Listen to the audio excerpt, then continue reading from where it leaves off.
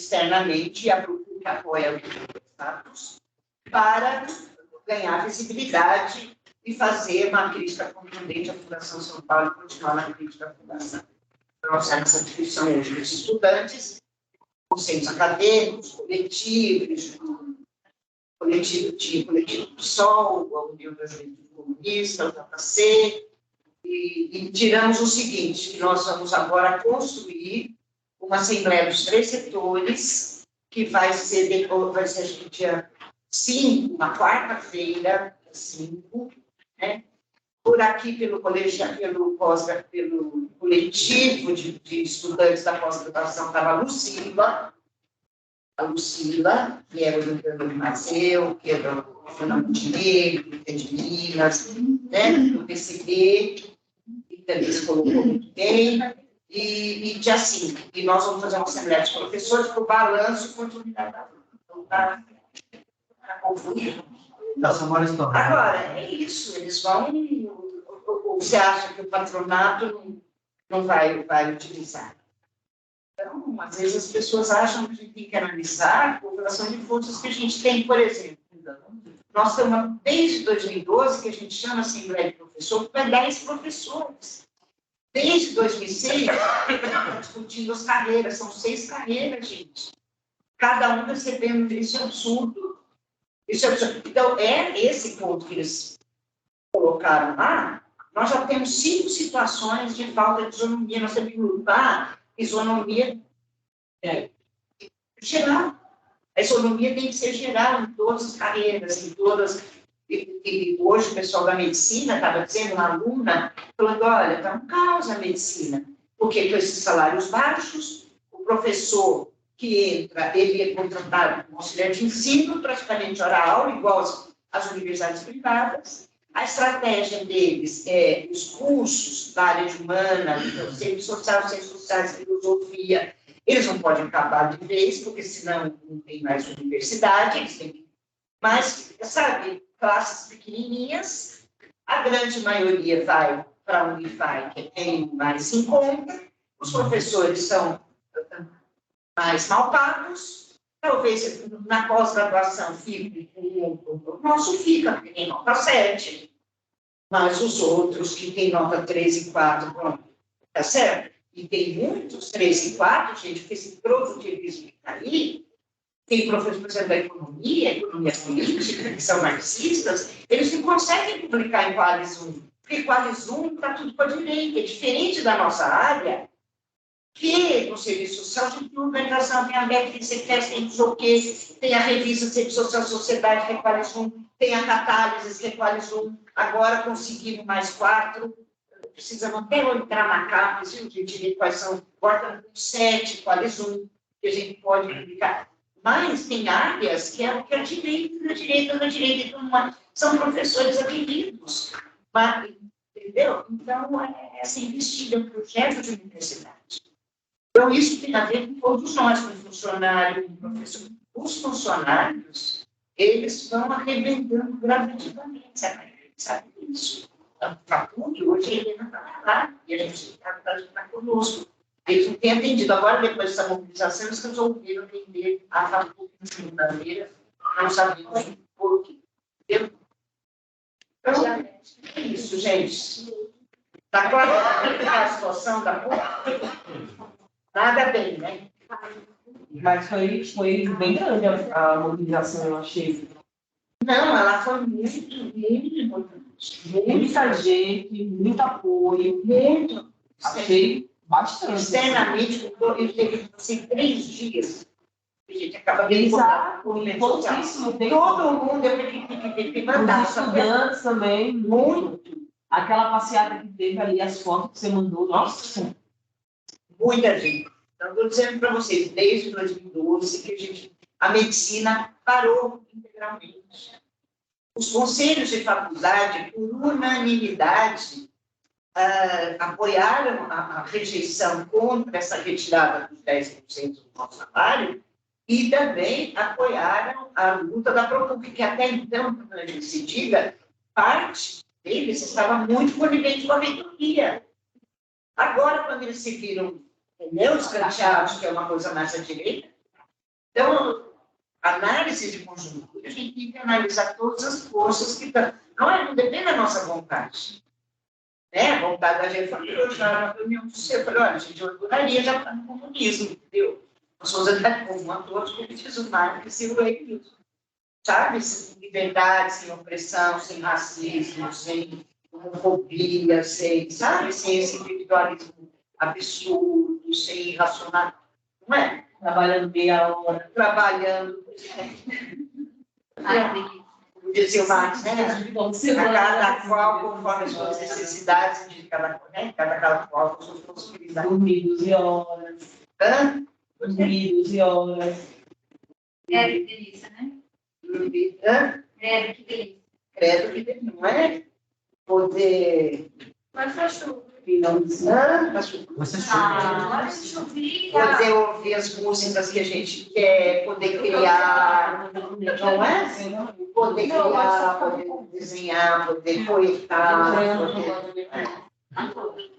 poder namorar, a gente quisesse, com quem a gente quisesse, livre, leve e solto, entendeu? Várias vezes no dia. Várias vezes no dia.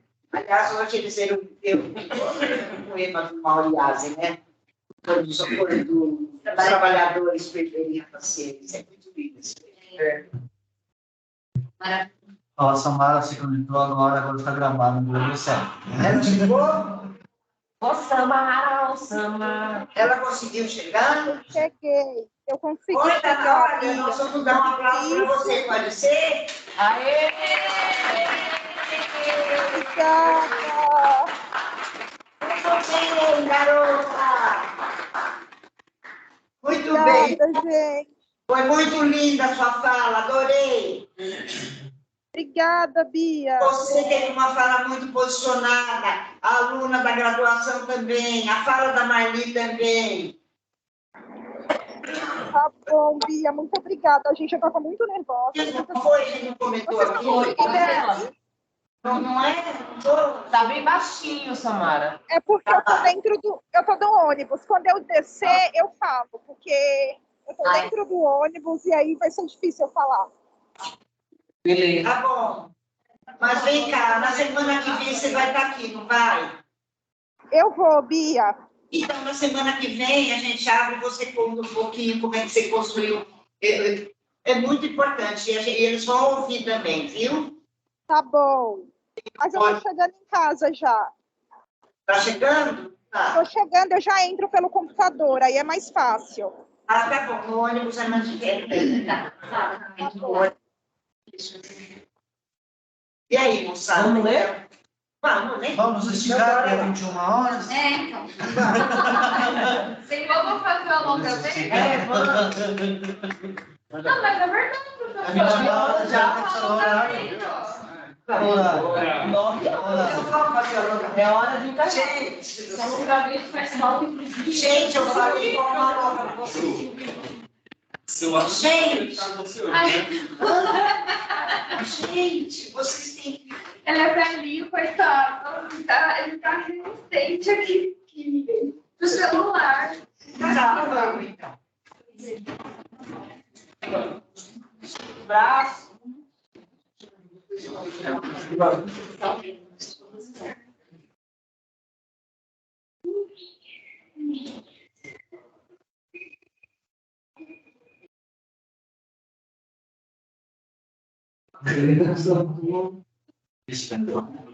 Agora estica o bracinho. Respirando.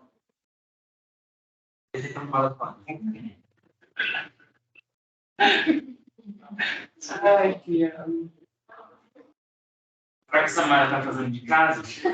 No ônibus. Você está no ônibus. O ônibus está assim. Outro no braço.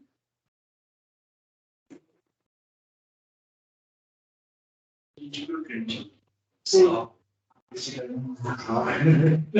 Vamos espreguiçar um pouco assim, ó. Estica o braço, joga tudo. Estica.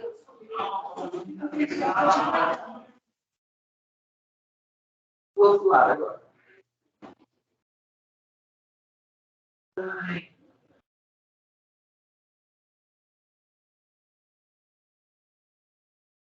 fazer o seguinte, esticar as pernas assim. Você vai deslizando a mão aqui, ó. Sensualizando. Desce. Quando chegar no limite, joga o outro braço. Tudo errado. Isso. E lá. Vai esticar aqui no tronco, ó. Na lateral.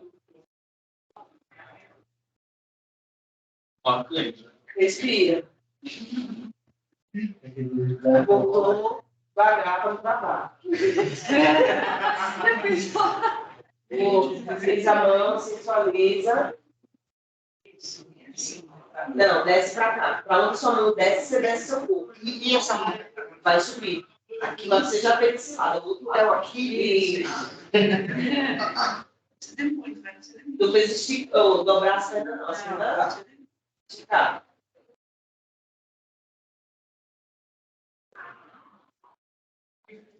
Voltou. Vou fazer aquele laço um pouquinho para frente. Contrai o abdômen. Contrai o abdômen. Isso. Respire. Agora, joga o bumbum para trás. Até onde conseguir.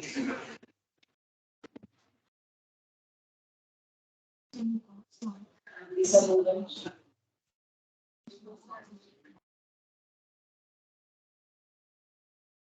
De novo, para frente.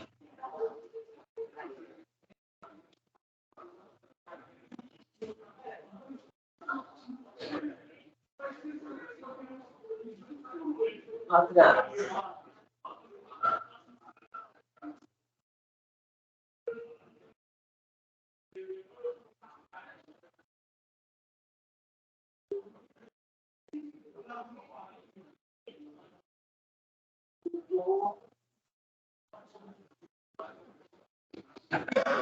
Fazer a respiração.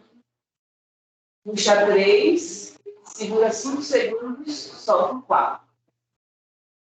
Fazer 3 vezes.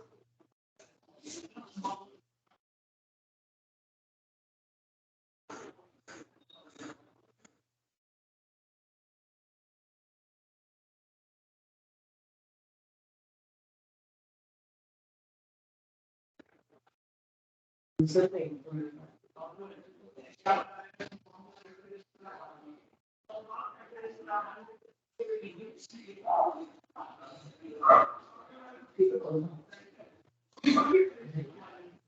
Acabou? Fazer a mãozinha lá. Gira para o lado. Esse é mais difícil. Eles são mais difíceis.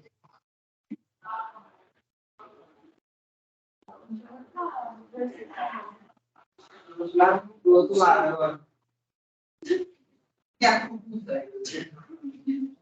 E a mão só vai para a esquerda, a mão vai para Pelo menos é só para a esquerda. Tem posicionamento. sempre à esquerda. O ensino, você teria que ir para o hospital se fosse para a direita.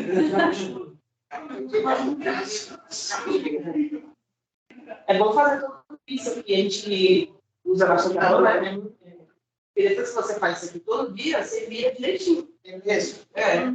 Você não fica igual essa minhoca aí, sabe? Ah, professora.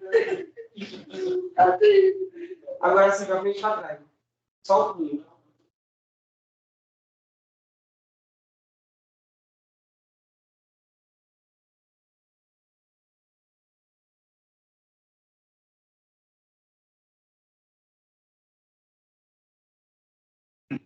Foi, né?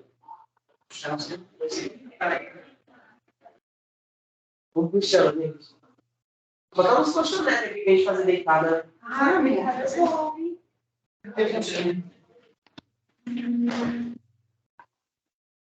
Seria deixado. Seria deixado. Tem um que ela faz assim, a menina ela faz um mergulha. Ah, Aí voltou e girou 10 vezes. E aí estica por uma. E trabalho.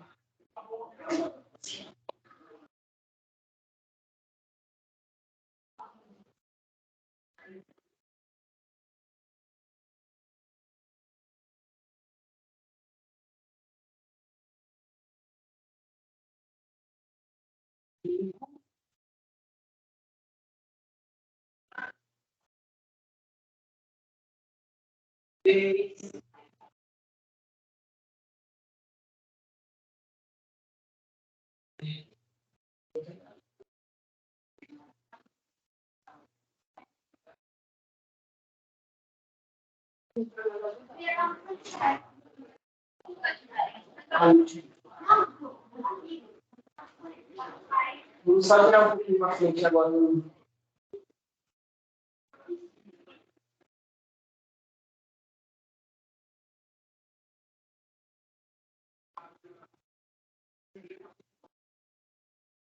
Achou?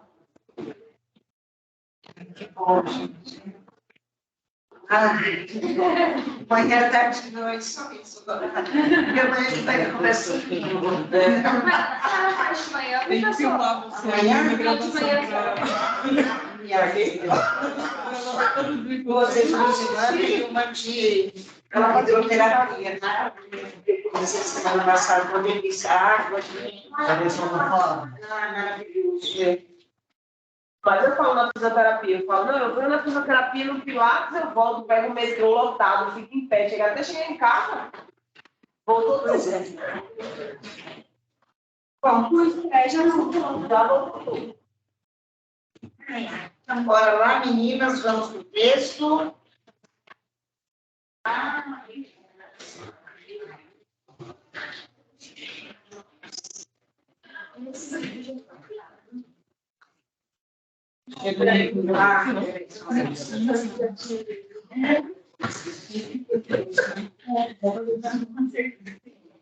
É nós, né?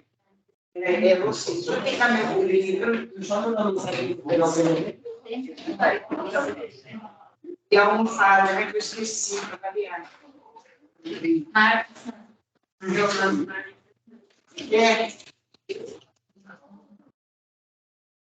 Página da numeração.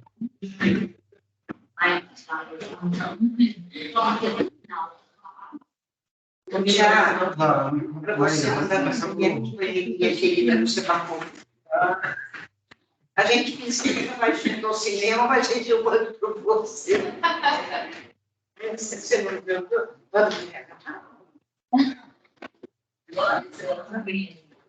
Olha aí, que página está no internet? Capítulo 6. Que página que é?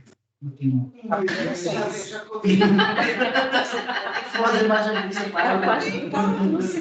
Tem, eu mandei para você lá. O Thiago, meninos, vocês têm que pedir para os vídeos que já estão arrumadinhos, bonitinhos, para pôr no blog. Quando vocês vão tentar? É isso que a gente precisa fazer edição. Eu não falei com a edição. Tá bom. Tá, chegou segunda-feira. Presença tem. A gente faz a edição. Tá bom. Tá, e vocês me avisam, tá? Tá. Tá bom. Peraí. Vamos direto para o texto. Deixa eu pegar meu óculos.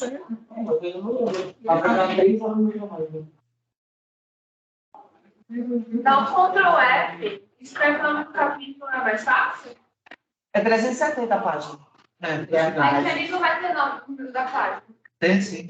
Tem? Ali, né, embaixo. Eu vi ali, ó. Ah, tem. Cadê a página? Qual página? 370. Colonialismo, Argélia, esquilar, 300 quantos? Aí, ó. Mesmo lugar, tá 370. Que número que é? também tá no corpo. 370. Colonialismo. Era o livro, acho que é outro meu. Mas vamos subir. Colonialismo, Indonésia. E América Latina. O livro é outro. É no capítulo 6. Eu sei, mas tá. No livro é 305, aí é 370. tá. Hã? Quem? Alguém? Apertou o microfone. No livro 321. No livro 321. Tá bom.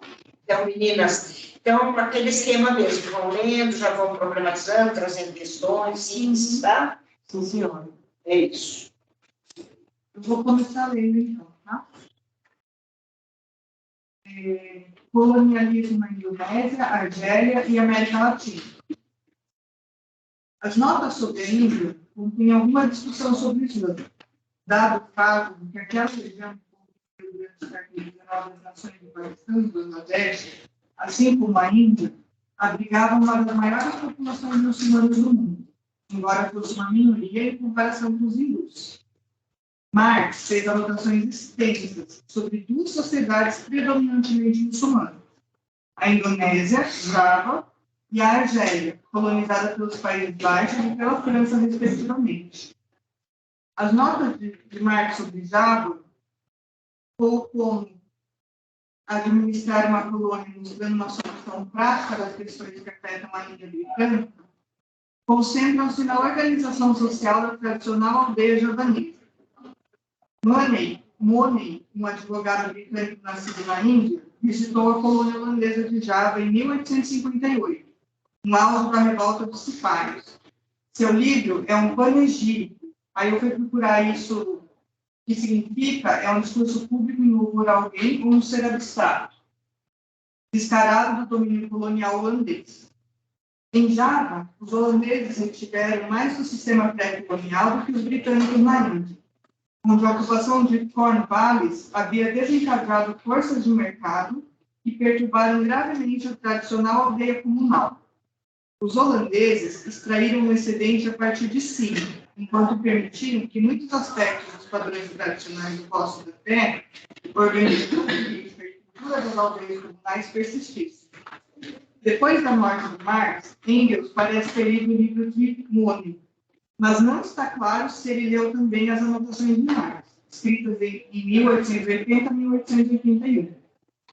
Em uma carta a Karl Kautsky, de 16 de fevereiro de 1884, Engels vê a solidez do domínio holandês como um exemplo de um socialismo de Estado, conservador, que, como na Índia e na Rússia, da mesma época, estava fundado no comunismo primitivo, no nível da aldeia.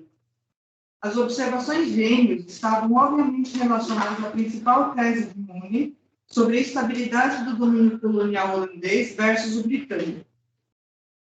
No entanto, isso foi exatamente o que Marx tendeu a ignorar em suas notas sobre Money, à medida que se concentrava nos dados apresentados por ele. Marx não faz nenhum comentário diretamente crítico sobre o ponto de vista desse cronista superficial da vida em Java, com exceção de um ponto de exclamação, próximo a uma passagem em que Money exaltava a política holandesa de manter a educação moderna longe das aldeias. Isso aqui eu destaquei, porque eu achei isso uma crítica bem legal. Money exaltava a política holandesa de manter a educação moderna longe das aldeias. Eu acho que aqui a gente consegue discutir bastante coisa em relação às culturas, como que é o ponto de vista, por que eles tiraram isso e não colocaram mais para frente, ou dividiram as culturas entre eles. Eu achei isso bem, assim, destacou para mim.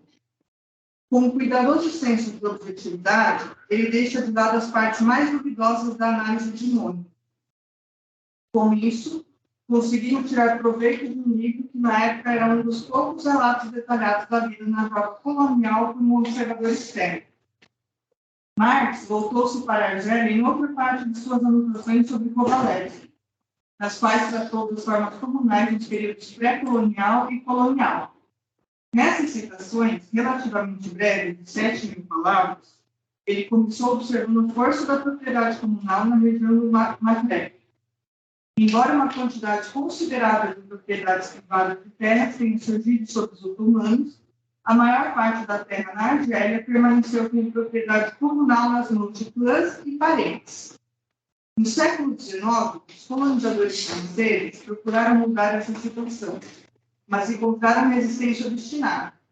Marx destaca o papel da Assembleia Nacional Francesa de 1873, nesses esforços para desmantelar a propriedade comunal, citando o seguinte trecho de Kovalevsky, com uma observação própria entre parênteses na primeira sentença.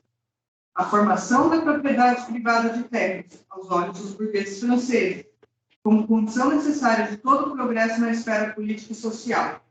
A manutenção posterior da propriedade comunal, como uma forma que apoia as tendências comunistas nas mentes das pessoas. É perigosa tanto para a colônia quanto para a pátria. A distribuição das posses dos clãs é encorajada, mesmo prescrita. Primeiro, como meio de enfraquecer as tribos subjugadas, que estão sempre sob o impulso de se revoltar. Segundo, como único caminho para uma posterior transferência da propriedade das terras das mãos dos nativos para as dos colonizadores. Assim como Maine, os legisladores franceses viram uma ligação entre a propriedade comunal indígena e o movimento socialista contemporâneo, à medida que ambos formaram grandes obstáculos à consolidação das relações de propriedade burguesas, tanto na colônia como na pátria. Marx ataca novamente a Assembleia Nacional Francesa, enfatizando que esses eram os chamados rurais. Rurais e Assembleia da Vergonha foram alcunhas pejorativas usadas pelos membros da esquerda francesa em referência à Assembleia Nacional em Versalhes. Eles a culpavam por ter legitimado a repressão de uma forma comunal moderna, Comuna de Paris, em 1871. Marx expressa sua indignação inserindo várias passagens, em itálico abaixo, que aguçam a descrição já crítica de Kovalevsky da Assembleia. 1873. Assim, a primeira preocupação da Assembleia dos Rurais de 1873 foi encontrar medidas mais efetivas para mudar a terra do lar. Os debates nessa Assembleia da Vergonha a respeito dos projetos sobre a introdução da propriedade privada na artéria buscam esconder a vilania sob o manto das chamadas leis eternas inalteradas da economia política. Nestes debates, os rurais são unânimes no objetivo: destruição da propriedade coletiva. O debate gira em torno do método como realizado. Aí eu procurei sobre isso e eu achei que o que a gente descreve sobre isso é uma destruição da propriedade coletiva. Os rurais, devido ao início da propriedade privada. Aqui, Marx estabelece mais uma vez uma conexão entre aqueles que suprimiram uma comuna moderna criada pelos trabalhadores de Paris e aqueles que estavam conquistando terras comunais indígenas na Argélia.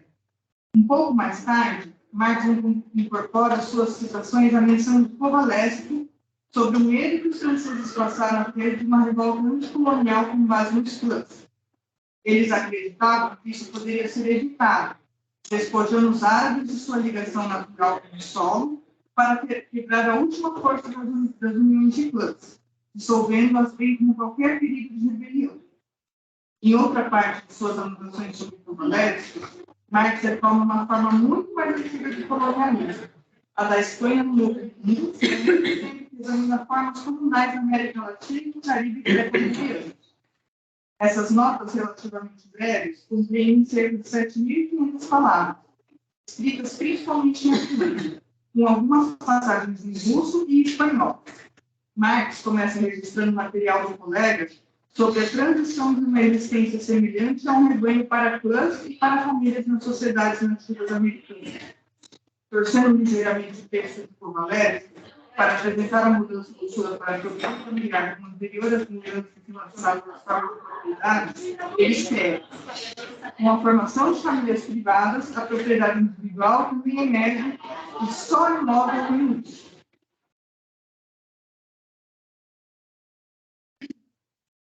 Marx também enfatizou como trecho de Kovalevsky a virtual ausência de propriedade privada em algumas sociedades nômades nas Américas. Além disso, Marx concentrou-se na discussão de Kovalevsky sobre a transição para a agricultura, segundo a qual os clãs se estabeleceram permanentemente em terras que eles costumavam tomar a força. No México, relatou Kovalevsky, comunidades urbanas baseadas em clãs possuíam terras em comum, como captura, e seus ocupantes eram chamados CAD. A terra não poderia ser vendida ou herdada individualmente. A capacidade de um grupo de cultivar a terra tornou-se um fator cada vez mais importante na determinação da posse, levando a divisões desiguais. Os CAD guardavam de perto seus direitos possessórios, excluindo estritamente os não membros do clã. De acordo com Kovalev, em outro cenário, os senhores de grupos conquistadores, como os astecas ou os índios, usaram associações comunais semelhantes para administrar impérios. Citando o etnólogo, Marx escreve que a população rural continuou, como antes, a apropriar-se da terra comunitariamente, mas ao mesmo tempo teve de abrir mão de uma parte de sua renda real, como pagamentos em espécie, em benefício de seus governantes. Isso, acrescenta ele, registrando outra passagem do etnólogo russo, preparou o caminho para o desenvolvimento das grandes propriedades fundiárias e criou o potencial para a dissolução da propriedade comunal, um processo acelerado pela chegada dos espanhóis. Os ensaios de Marx sobre o período seguinte, o início do colonialismo espanhol, expandem apenas ocasionalmente as próprias palavras de Kovalev, talvez porque o ataque do russo ao colonialismo, sempre presente em a propriedade comunal, nesse texto era absolutamente inequívoco. Aqui está uma passagem representativa conforme registrada por Marx, com suas intervenções limitadas.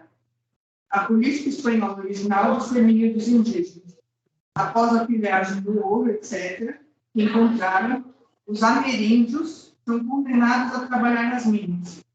Com o declínio do valor do ouro e da prata, os espanhóis recorrem à agricultura, transformam os ameríndios em escravos para cultivar terras para eles.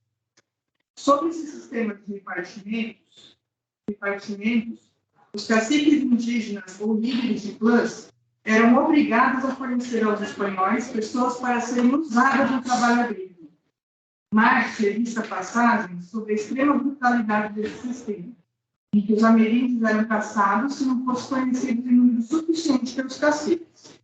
Logo, sob pressão de membros da Igreja, o Estado espanhol se empenhou em restringir a escravidão total da população nativa, como se vê na citação de Kovalev, incorporada por Marx às suas anotações. Mesmo aqui, em um ponto no qual concorda com o Clérigo, Marx não pôde deixar de ser irônico em relação à Igreja, inserindo a palavra confusão entre o trecho de Kovalev. Daí a confusão por parte dos monges da ordem de São Jacó, com a escravização dos índios. Por isso, em 1531, o disparate do Papa Paulo III declarando índios como seres humanos e, portanto, livres da escravidão.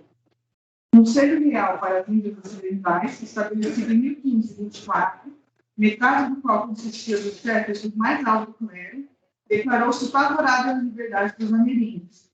Carlos V, lei de 21 de maio de 1542, de acordo com isso, proibiu: nenhuma pessoa, envolvida ou não em guerra, pode tomar, apreender, ocupar, vender ou trocar qualquer índio como escravo, nem o possuir como tal. Do mesmo modo, a lei de 26 de outubro de 1546 proíbe a venda de ameríndios para escravização e etc. Marx, em seguida, aborda a resistência dos colonizadores à lei e sua eventual aplicação. O novo regulamento não levou a uma diminuição real da escravidão no Novo Mundo. No entanto, como visto na seguinte passagem do Kovalev, em comentários de Marx sobre os colonizadores em Itália: resistência pelos colonizadores espanhóis contra essa lei, luta com esses príncipes das casas Dom Juan Maragall e outros bispos católicos. Daí o comércio de escravos negros como substituto para os cavaleiros colonizadores. As reformas dos bispos levaram, no fim, a um aumento do tráfico de escravos africanos. Tornou a principal fonte de trabalho para as plantações do Novo Mundo.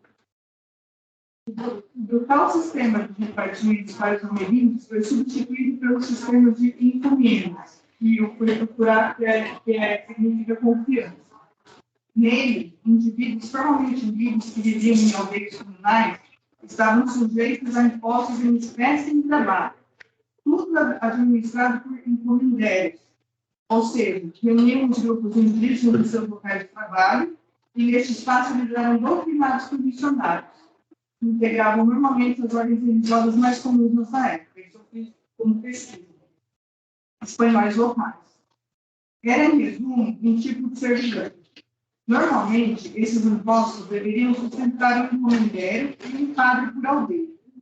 Um novo sistema tinha muitas características paternalistas, incluindo exigências dos encomendérios que exerciam os ameríndios, ajudassem na sua cristianização e assim por diante. Os encomendérios tinham o direito de expulsar os anciãos das aldeias, se os pagamentos entrassem em atraso, algo que prejudicou seriamente o sistema comunal.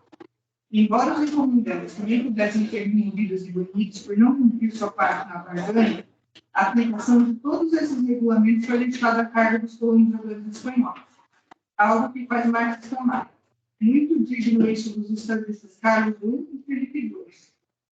As exações sobre o sistema de encomendas tornaram-se tão severas que muitos ameríndios fugiram ou cometeram suicídio.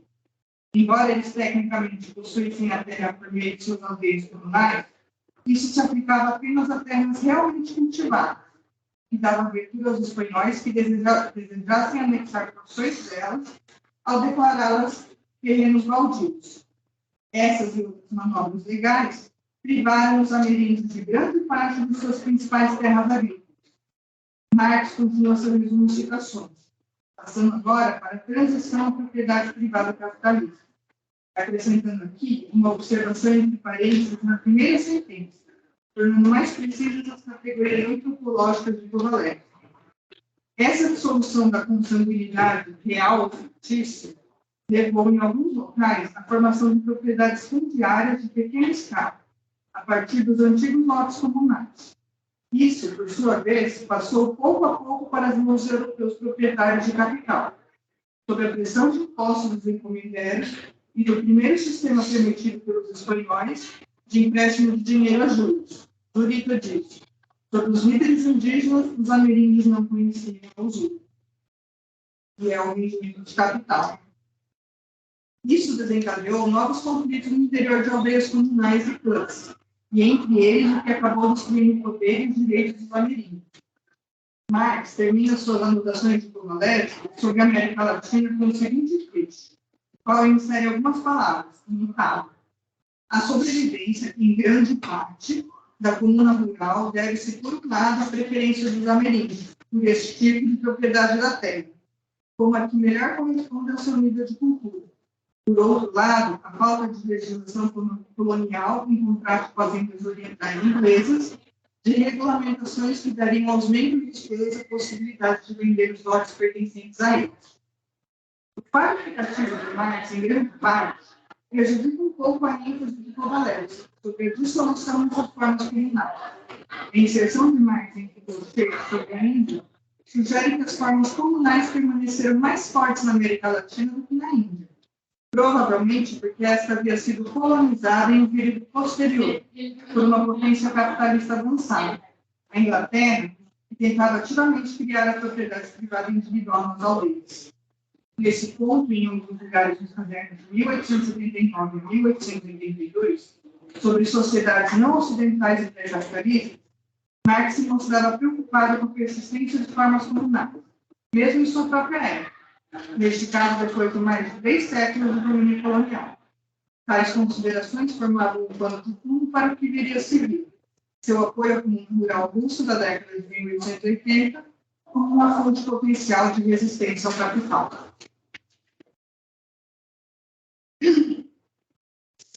Então, o que eu consegui mais ou menos pegar aqui é porque teve muitas culturas que se interagiam entre elas e que formaram uma, vamos dizer, não sei se eu estou entendendo certo aqui, formaram uma comuna que,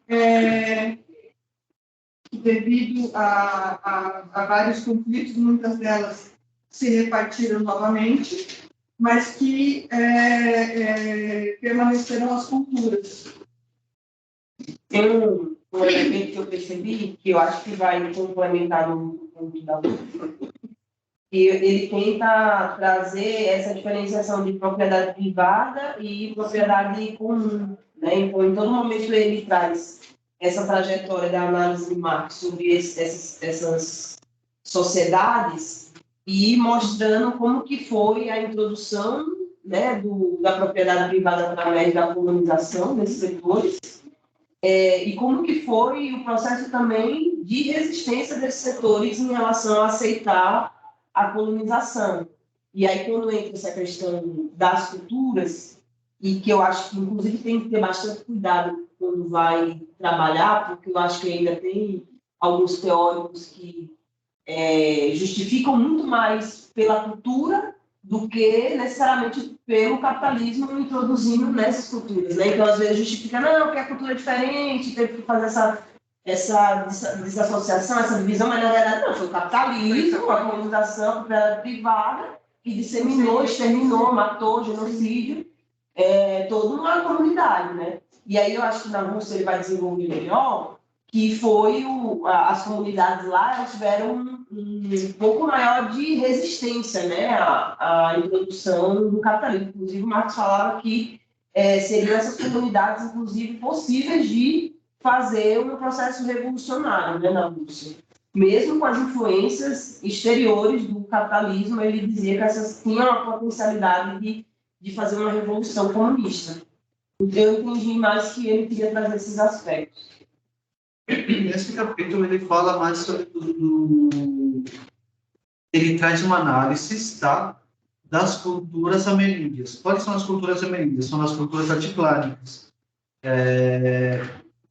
O Alto Peru, o que se chama o Coreçuiumarca, e vai indo por toda essa região Inca e também Azteca. Azteca na região de México e a região Inca daqui da América do Sul, sobre a questão das culturas altiplânicas. Então, quando Marx traz essa questão da comuna, ele ele faz uma relação de comuna como comunidade, comuna como comunismo. Então, ele trabalha nesses dois sentidos. E aí, quando ele traz o clã, por exemplo, quando ele fala as veias abertas da América Latina, quando se fala sobre a febre do ouro, especialmente nessa parte do texto, ele está falando sobre os espanhóis chegando na região do Oruro, na região de Potosí, no altiplano, na Bolívia, e fala dessa passagem que faz a exploração do minério e como que as comunidades eram obrigadas a mandar pessoas para trabalharem dentro dessas minas. Então, como os nativos ou das comunidades originárias latino-americanas, eu sempre utilizo esse termo, tá? Como as comunidades originárias latino-americanas conheceram o território, já viviam nessa altura, nessa altitude e tudo mais.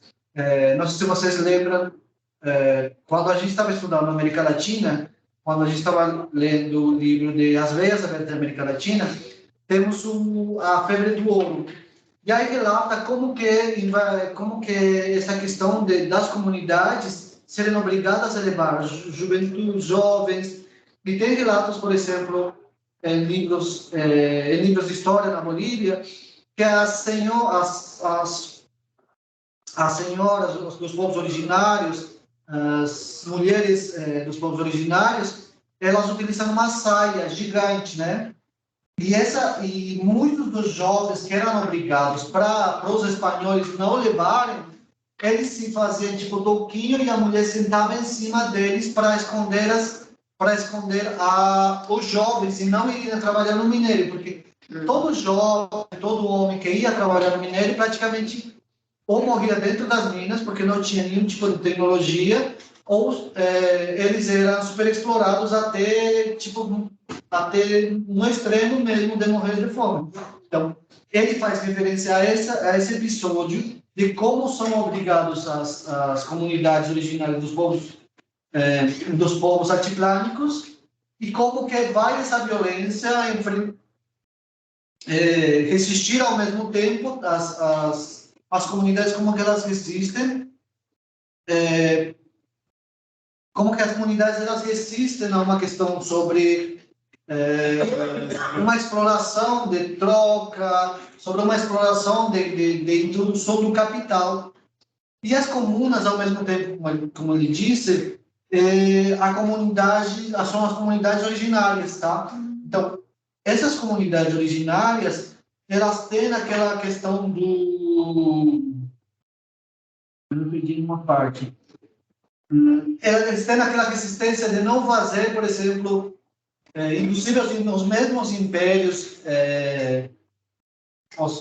o Império Inca, por exemplo, quando ele vai, porque tem uma história muito longa, quando o Império Inca vai chegar no altiplano, vai colonizando essa parte, não é colonizando, vai ocupando essas regiões altiplânicas, eles não têm um intuito, por exemplo, de se enriquecer, mesmo de acumular riqueza, sempre de tipo, ocupar passivamente alguns territórios.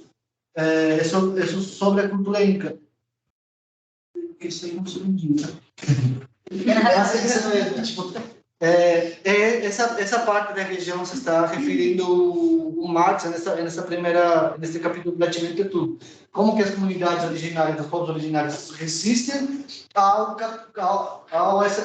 esse modo de produção, de acumulação. E eles continuam, tipo, até hoje, né? Continua mais com as trocas das comunidades, esse tipo de coisa. Tem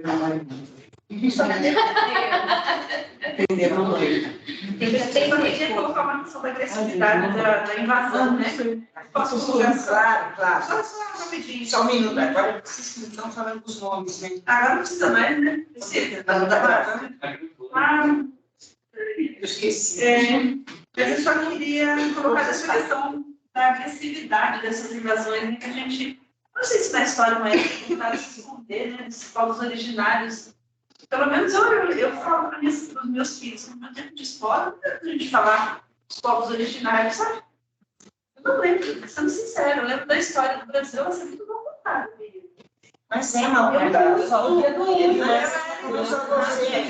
Vocês e eu também não lembro. É tudo muito mal contado, gente. É tudo mal contado. Então, quando você vê que os índios, né, os povos se matando, né? Quando você vai vendo as histórias, né? Eles são... extermínio. Então, quem resistia, né, ou você aceitava ou você podia. Então, vamos pensar assim. É alguém que veio de fora, se dando como superior a você, outro estilo de vida, e te extermínio. É muito forte querer colocar nessa... Mas é isso mesmo, né? Quer dizer, como é que essa história é falsa, né? Você é falsificada. Quer dizer, os colonizadores são vistos como o quê? Claro, e a igreja, né? Aliás, como até hoje, né? Ali instituam a humanidade desses índios. E a partir daí existe uma regra estabelecida de como as opressões em processo de colonização, inclusive da construção da própria propriedade, se estabelecem. Então, o mais dentre tudo, o mais perverso é você ler, é sabido, está explícito, que alguém chegou lá se sentindo superior a um outro ser humano, e alguém que também se diz acima de tudo, né, porque descende diretamente de Deus, vai dizer quem é humano e como essa humanidade pode ser regulada. Então, eu também vejo isso como a regularização dos corpos. Estabelece não só a regularização dos corpos, mas quais são os corpos que têm direito às propriedades, o que se entende de propriedade, o que se entende de propriedade, né? Porque eles já tinham uma propriedade, que inclusive eles nem estavam disputando isso, estavam lá vivendo a vida deles. O ouro não era objeto de cobiça, e o ouro não era não tinha essa questão do capital envolvida nesse processo dos povos originários. Obviamente sempre existiu a troca, né? A troca ela faz parte da construção do próprio ser humano, né? Mas esse texto eu fiquei muito olhando para esse lugar de como a vida é regulada. Isso está explícito e a gente está em 2022 e a gente ainda está discutindo as mesmas coisas. Né? A gente precisa retomar todo o tempo. Quem são os humanos de direito e essas leis, que é isso também, né? Enquanto não está falando aqui, mas eu também fico me pegando do quanto o sistema judiciário que a gente conhece, ele se estabelece a partir desses regulamentos. Até hoje, em 2022, né, pensando em propriedade, pensando em capital, pensando em corpos que podem ser violados, eles têm como lugar que eles vão estudiar a construção do seu pensamento de regulamento da vida, ainda nesses lugares, ainda sobre essa mesma lógica. Eu queria só fazer uma fala que eu não sei se ainda hoje se discute. Eu vou dizer que hoje se discute. Não, me faz entender. Não. Porque eu acho que antes não se discutia. Acho que é isso que eu queria dizer. Essa discussão, essa luta mais política, eu vejo ela mais das últimas décadas, não sei se das 3 décadas para cá, sabe? Mas eu acho que essa luta de raça, principalmente aqui no nosso meio. Mas não discutia nessa dimensão da vida. Não discutia nessa dimensão da vida, mas aquele que sentou para escrever e regular a vida já era uma discussão. Então, talvez não estava na construção, assim, como a gente está hoje na universidade discutindo. Mas se tem uma lei, alguém pensou, alguém se debruçou, e as pessoas não acordaram e saíram de lá do seu continente, do seu país, não. Houve toda uma estratégia, acho que é um pouco do que fala hoje, do que você trouxe hoje. Não é só uma ação política, são as mortes, mas é esse vínculo, a coisa está acontecendo ali. O negócio está acontecendo, não está descolado. Né? Não é só aqui e lá, é o todo. Né? Então, eu acho que sempre foi discutido, mas o direito, inclusive a discussão, esteve sempre no lugar da narrativa. Hoje a gente consegue, na universidade, falar sobre isso, até porque a raça é uma invenção, inclusive de quem constitui o racismo. Né? Então... Eu acho que tem 2 pontos também que cabe destacar. Primeiro ponto que a Maria falou. Vamos falar dos nomes, viu, gente? Não foi tanto, quando a gente está... Eu me perdi. Falou que Marilene falou. Quando a Marilene falou, por exemplo, pontua aquela questão de como que, por exemplo, os impérios, o Império Inca, o Império Azteca, levava essa questão do ouro, de não ser uma questão mais de troca de riqueza, sabe? Mas uma questão de eles viam no ouro uma questão de embelezamento das figuras, né? Desses tempos, das lideranças, de como que a gente podia deixar destacado dentro de uma comunidade, como que ela se via, tipo, se reconhecia em meio de todos, sendo que todos eram iguais. Tanto matriarcas como patriarcas tinham essa questão de para se destacar a utilização do ouro. Então, não era uma questão de cobiça, não era uma questão que era de troca, era uma questão que, tipo, eles utilizavam como embelezamento mesmo da cultura, do abrilhamento daquelas festas que eles tinham, né? Acho que essa relação do ouro com as comunidades originárias é uma relação que não tem nada a ver com o capitalismo, por exemplo, exacerbado de utilização de acumulação de cobiça, como é visto hoje, né? E quando os espanhóis chegam, e quando ele fala Amerindia, é porque América indígena, né? Então, quando Marx traz, quando o Kevin de Anderson, ele traz essa questão, eles refletindo essa questão, como que os povos resistem a essa agressividade com que vem o capitalismo e como que essas tem um filme chamado Mundo Novo, onde mostra como que as igrejas faziam com que os povos originários se convertissem a essa crença, a essa religião, né? Como que eles obrigavam as comunidades a se convertirem, inclusive aí eles falavam como se a gente não tivesse alma, espírito, e é aquele negócio que a Maria mesmo falou, tipo, é uma invasão não somente das culturas, é uma invasão dos corpos, das mentes. E hoje, 2022, a gente está, por exemplo, normalizando o que você tem que vestir, o que você não tem que vestir. Então, como que isso se traz a debate, né? Desde os tempos de antes até hoje. E eu acho que não é que a gente não estava trazendo o debate, na verdade, o debate não chega nas faculdades, não foi por conta de que a gente não tenha interesse, não tenha trazido esse exacerbado. A gente estava tão preocupado com sobreviver, por exemplo, nos governos capitalistas, imperialistas da Bolívia, no caso, estava tão preocupado em viver mesmo, em conseguir viver com o pouco que a gente ganhava, que quando o Evo Morales entra, já trazendo um contexto político, traz a gente à mostra e a gente tem essa oportunidade de se expressar, de se demonstrar e de chegar em outros lugares, inclusive para ocupar, com esse intuito de ocupar. Se a gente visse, por exemplo, duas questões já muito pessoais minhas, quando eu estava no estágio, a Marília me viu quantas vezes eu de saber, ela era minha supervisora de estágio, né, no escritório modelo, e ela viu como me deixar ver quando eu estava fazendo a faculdade. Então, quanto de resistência eu tive que ter dentro dessas academias para chegar hoje aqui para falar para vocês aquilo que tenho estudado, sabe? E a Marília foi um ponto de equilíbrio nesse período do estágio, porque ela não tinha muito corrida, sabe? E hoje em dia eu me possibilito em trazer o tema por conta mesmo de que eu não lutei à toa, sabe? Eu não lutei à toa, então chegar aqui... Uma superação. Hã? Uma superação. Não, chegar aqui tem sido um ponto equilíbrio. Agora que você estava falando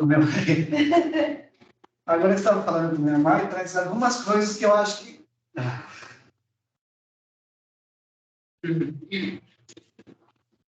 Algumas coisas que a gente tem que ir revendo sempre sobre a questão de onde você vem e aonde você vai. Como que você se encontra nesse espaço-tempo e nesse lugar. E como que a gente se reconhece dentro de alguns escritos que... sabe? Pode chorar. Mas como que a gente se reconhece em alguns espaços? E quanto a gente trabalha também, né, para conseguir isso? Como que a gente... meu Deus! Mas é isso, eu acho. Não tem mais, não, o que falar.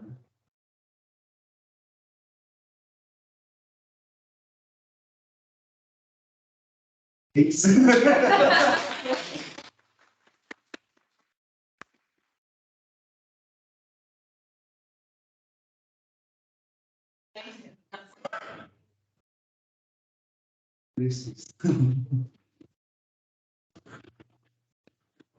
Muito bonito o seu depoimento, viu? Muito forte, muito intenso. A gente aprende com você. Aliás, a gente aprende com todos vocês. Como é bom a gente aprender com os outros, né? Trocar, né, gente? Agora eu fiquei curiosa, você fez faculdade no Brasil? Eu fiz faculdade aqui. Eu não fui bolsista, tá? Eu tive que pagar na faculdade. Cara. Nossa, que absurdo. O que não? O quê? Só para vocês terem ideia, eu trabalhava na abordagem social e começava 7 horas para sair 2 horas, para estar no estágio 2 horas e meia, 3 horas, né? Começava o estágio, até 6 horas no estágio do escritório modelo. Depois 6 horas saía, ia para aulas, terminava 10 horas, eu fazia trampo de Uber, depois disso até meia-noite depois voltava no dia seguinte. E às vezes chegava em casa e, por exemplo, começava a escrever TCC. Era tipo isso. Aí, no final, deu certo. Salve a ancestralidade. Que foi, Maria? Salve a ancestralidade. Sim, sim. Tem me ajudado bastante. O escritório modelo, ele não me ajudou em muita coisa, tipo, de conhecimento. Não de conhecimento. Não de conhecimento, tipo... como se disse? Burocrático e tudo mais. Mas eu aprendi uma coisa que a Maria não me deixou virar, não me deixa esquecer. A elaboração de relatórios feitos pela Marilene e o olhar humano que ela tem para atender as comunidades, eu acho que é o melhor prêmio. E o melhor método que me levei do sistema modelo foi a Marilene.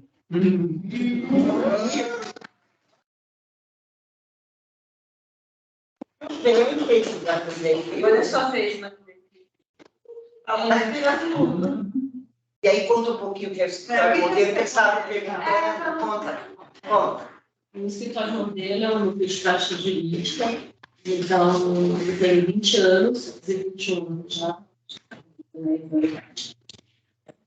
21 anos, então nós atendemos na tutela coletiva, que é a área de projetos sociais, que são comunidades, processo de regularização fundiária, integração de posse, remoções e direito à cidade, direito à moradia e direitos humanos. E temos uma área que é uma área do contencioso, que está vinculada a 3 fóruns de São Paulo, Barra Funda, Santana e Butantã.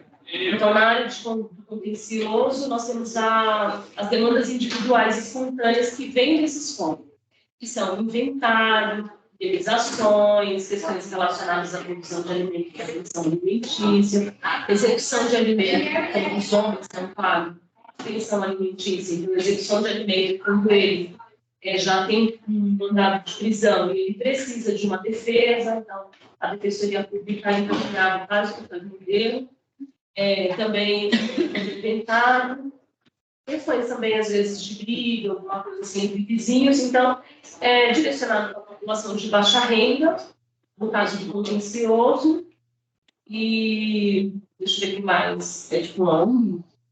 Não é uma ONG, está vinculado a faculdade de Direito, tá? É da PUC. Nós temos uma equipe multiprofissional e interdisciplinar, então, formada por assistentes sociais, o direito, né, o serviço social e a psicologia.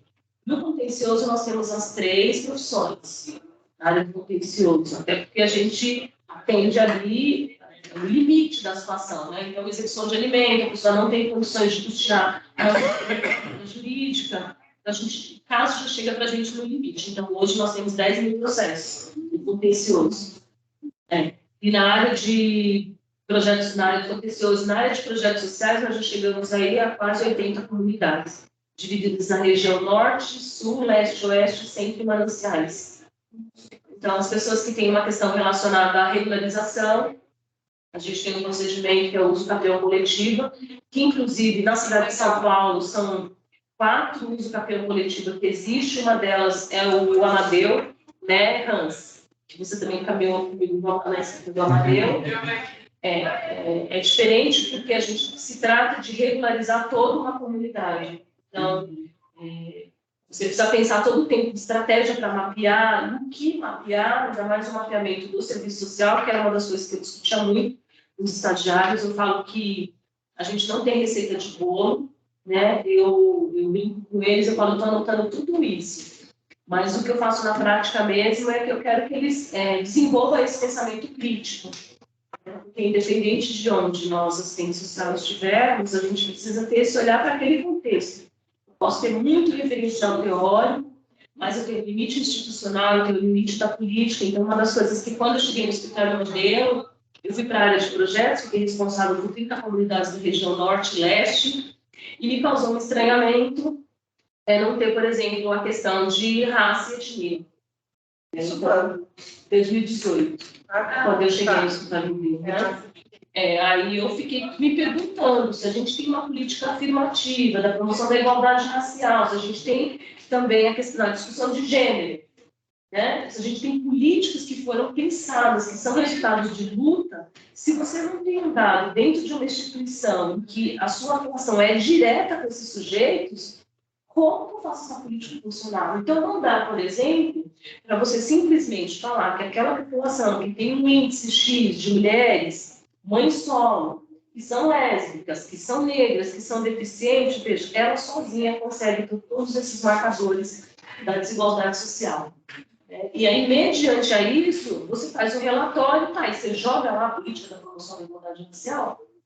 Quer dizer, quem lê aquilo, ele vai ler aquilo e vai falar, mas o que está sendo discutido aqui? A regularização da propriedade, mas isso faz diferença porque a gente tem portarias, por exemplo, na Secretaria Municipal de Habitação, que vai tipificar exatamente esse nível de desigualdade. Em que sentido? Tem uma remoção, então essa mãe que eu acabei de simplificar, obviamente, é prioridade da prioridade da prioridade. E portaria, aqui? Então, nós temos a portaria 131 do INSEAD, que ela condiciona, né, mediante assim, a incêndio, deslizamento, desmoronamento, E, obviamente, acho que já foi discutido aqui um pouco hoje, quem formulou a política de assistência social, que é profissional seletiva. Então, para nós, assistente social, é muito importante pensar uma forma de mapear essa comunidade, não para valorizar a pobreza, mas para dizer o quanto uma política que não é inclusiva de habitação, que segrega, já começa segregando o sujeito, acho que isso a gente fundamenta no parecer social do juiz, por exemplo. Né? Então, é um pouco das discussões que eu tenho com os estagiários do escritório modelo, porque eu atendo a menor comunidade hoje, agora não temos mais o termo de colaboração com a Defensoria Pública do Estado de São Paulo. Eu recebi um convite para trabalhar com o CLT em dezembro, então, por isso eu tenho essa bolsa, né, do mestrado, do doutorado, vou fazer tudo. E aí agora eu estou como referência de projetos sociais. Né? Então, se era, né, Hans, Norte e Leste, agora eu estou com todas as regiões de São Paulo. E de quinta-feira eu dou plantão contencioso. Então, está bem puxado, a gente está no processo de se adaptar. Nós temos essa campanha de Despejo Zero, que vocês já devem ter visto aí, né? Agora, no final de outubro, ela cessa. Então, se a gente não continuar nessa luta, vamos ter muito mais pessoas em situação de rua. Então, assim, abrir e fechar o escritório modelo, esse é o trabalho que a gente desenvolve, mas ele é construído todo dia. Porque, como o Hans falou, não é só o escritório modelo, todo lugar tem os entraves. E ter um assistente social na equipe é uma possibilidade da gente não só ultrapassar, mas construir outras possibilidades. Eu prefiro ver dessa forma. Né? Eu caminho muito com o Exu, então eu ando sempre no caminho do meio. Eu gosto do caminho do meio. Eu acho que o mundo é uma possibilidade de, sabe, de cavar uma estaca e subir aquele mundo. Eu não faço disso um obstáculo. Então, eu cheguei nesse espaço e vi essa dificuldade. Eu cheguei num período que toda a equipe do serviço social foi dispensada. Então, as estagiárias estavam, né? Foi no período do Márcia Rico, as estagiárias estavam, né? As estagiárias ficaram sozinhas. Então, vocês imaginam, a gente chega, você já chega, você não é hostilizado, né? Quer dizer, como é que você entra no lugar dessas pessoas que saíram? Então, demora um tempo para você também fazer essa travessia. Que é legítima, eu acho que é legítima, e que eu gostei, isso quer dizer que serão profissionais que têm felicidade, porque se chega uma nova equipe, uma equipe que foi toda dispensada, todo mundo batendo palma, a gente já fica preocupado, né, gente? Se não fez nenhuma análise crítica disso. Mas esse é meu trabalho, eu amo meu trabalho, gosto muito de ser assistente social, amo meu trabalho, eu gosto de gente. Algumas pessoas eu não gosto. Não, se gostar de todo mundo, Eu acho que dentro daquilo que a Marlene falou, e trazer também uma reflexão para todos nós, dentro daquilo que eu falei, quando a gente faz a síntese, e que fizer a síntese, por favor, referencie o nome da pessoa que falou, porque, tipo, eu trago muitas reflexões e tem muitas pessoas que muitas vezes podem plagiar isso.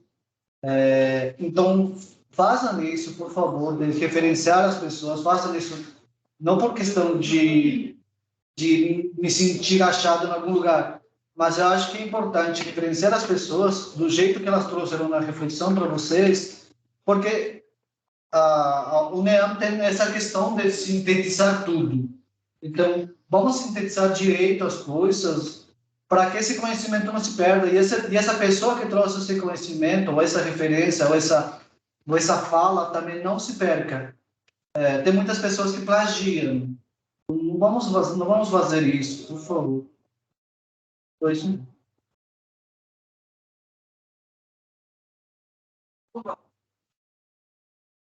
Vamos com aquele. Eu nunca imaginei, mas a gente pode dizer que a PUC do escritório modelo é isso? Sim. É da PUC, ela é de comunidade. Sim, diferente do projeto. Sério, estagiário não ganhou bolsa? Os estagiários não ganham modelo, tanto Não, eu social, tinha uma moça, mas psicologia e direito, são da PUC. São daqui. Tá aí na casa, né? A graduação daqui. A Ravena, inclusive, A foi última- estagiária da colega da Silvanice. O último mês foi. A Ravena. A Ravena, você falou, pois O é. último mês que eu paguei. A Ravena falou. Mas é um trabalho muito bonito que é feito. Está construído. Está construído, não, está em processo de construção, assim como todos nós. É. Ainda bem, né, que a gente está sempre em construção. Ah, eu adoro isso. Ainda bem, né? Eu tenho uma prospecção de no mínimo 100 anos, então, de 50 nem estou na metade, estou tranquila. Encerrar bastante. Eu também não estou nem na metade, já fiz 70 anos. Assim, Tá ótimo. Gente, eu não tenho nem 30 anos, já tô toda ferrada, meu Deus. Vai seguir de aos 40 lá. Não, mas eu vou pensar no meu avô, ele tem 96 anos, então Meu avô também. Nossa. tomara que eu pegue o DNA dele. Sabe, Pia, eu queria só fechar falando que é difícil o aluno descende de povos originários fazer parte da universidade, né? Porque eu fui para a universidade mais velha, então eu entrei na universidade em 2012. Então, a minha vida, eu tinha feito a minha vida, né? Nesse lugar da sociedade, entendido pela sociedade convencional. Ou seja, eu tive filho, né? Tenho filhos adultos. Então, assim, eu não tenho... Algumas preocupações, não é que eu não tenha, elas me impactam menos, porque estou num outro processo da vida, inclusive da minha própria identidade. Mas é muito difícil, por exemplo, você ser um jovem negro, fazer parte da população negra e da população indígena e se perceber no texto. E é interessante, que eu acho que é muito perverso isso, quando você vê o outro escrevendo sobre você. E quando você escreve sobre você, não é legítimo. Então, esse movimento é muito perverso. Né? Essa é uma conversa que eu tive muito, eu tive que buscar muitos referenciais. Eu poder, inclusive quando eu fui para a academia, né? Eu venho de um processo de formação totalmente positivista, gente. Sabe? Repetição, repetição. Então, assim, você não tem outra opção senão aprender. Então, não é que você aprende porque você gostou, você aprende porque você não tem outra opção. E também, se você não aprender, você não vai saber aquele lugar. É extremamente perverso porque não considera a singularidade das crianças, por exemplo, né? Mas, um jovem na academia não é fácil. Então, assim, quando eu fui para a academia, eu vi esse sofrimento, essa questão da saúde mental, que muitas vezes ela não é nem entendida, que o problema de tudo aquilo é a questão da saúde mental. Primeiro, porque você, na maioria das discussões, você é o centro das discussões, e no referencial teórico, ou você passa a ser referência dentro daquela roda daquela discussão. Então, não só estagiários do serviço social, mas estagiários do direito, por exemplo, de pessoas bolsistas que viraram objeto de exemplo, né? Exemplo de bolsa, exemplo de cota. Então, isso é perverso, né? Porque a gente discute cota quando fala o recorte racial, mas a gente não discute cota quando os tenentes, lá no tempo da Constituição, começou com essa ideia. Então, assim, se a gente não conta a história, como ela de fato é, quem chega e só conhece um fragmento da história, e aí o sujeito dessa história contada, você está sempre num lugar de submissão. É muito difícil isso para a juventude. É muito difícil. Entrar na universidade é difícil, mas permanecer na universidade ou sair da universidade com a sua saúde mental em dia e ter condições de se manter na categoria profissional que você escolheu. Se for serviço social, então, já o negócio é pauleira, né? E ficar bem. Então, eu também vejo o adoecimento, sabe? Uma coisa que é fluida, porque se eu escrevo o que eu gosto, eu tô lendo esse texto, eu tô fascinada com o texto. Não é com o texto, é com o contexto que está sendo discutido aqui, a dimensão da construção do pensamento. E quando eu falo que isso é lá, mas ainda é aqui, por isso que eu discuto memória, que é um lugar de escolha de pesquisa, exatamente por conta disso. Mas é muito difícil para a juventude. E o negro, e quanto mais retinto, e as mulheres, é uma coisa incrível. É uma coisa incrível o quanto sofre, assim, essa população. Eu tenho meu trabalho, né? Eu estou assistente social, mas estou assistente social escutando modelo, mas faço parte de outros movimentos. E muitas vezes a minha atuação é fazer uma roda de conversa com a juventude. É isso, porque você não consegue se expressar e é cobrado de você algo que você nunca teve, não foi na educação de base, você nunca teve na sociedade que se constituiu.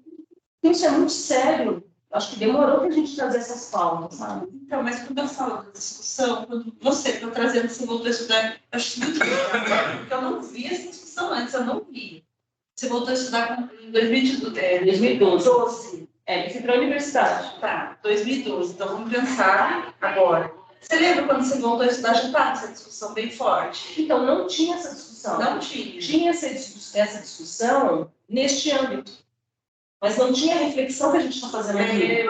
Entende? Porque tinha o texto, é isso que eu estou querendo dizer. O texto existia, mas era uma discussão olhada num viés. E como a Bia já trouxe aqui, não dá para a gente olhar só aqui, gente. A gente precisa aprofundar na discussão, que foi também um pouco que você trouxe hoje. Ok, da conjuntura, mas não é só isso, espera lá. Então, não é que não tinha. Enquanto assistente social, obviamente tinha não esse texto específico, mas tinha, né? Marx, né, gente? Todo esse contexto tinha. Mas não tinha discussão nesse viés, nessa perspectiva, com essa construção do pensamento filosófico. Eu acho que esse é o problema.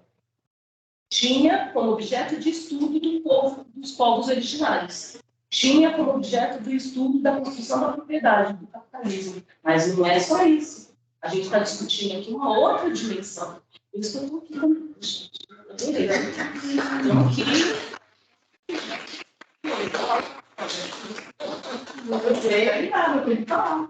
Eu estava aqui na academia, né, Bia, quando a estudante, eu tento lembrar o ano, quando foi? 18?